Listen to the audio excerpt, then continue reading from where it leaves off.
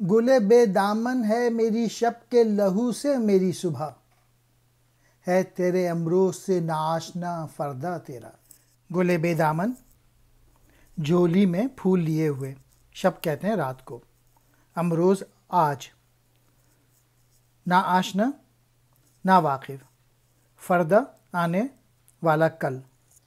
پہلے مصرعے میں شمع اور دوسرے مصرعے میں شاعر یا ہم لوگ مخاطب ہیں۔ تو شمع کہہ رہی ہے میں تو رات میں بہت محنت کرتی ہوں اور پوری رات محنت کر کے روشنی کرتی ہوں، جبکہ تو بالکل محنت نہیں کرتا اور تجھے کوئی فکر نہیں ہے، نہ آج کی فکر ہے نہ مستقبل کی فکر ہے۔ کیوں نہیں ہے؟ کیونکہ تو جد و جہد نہیں کرتا۔ شمع پوری رات جد و جہد کر کے جو ہے روشنی کرتی ہے اندھیرے میں۔ میسج یہی ہے کہ محنت کرنی چاہیے۔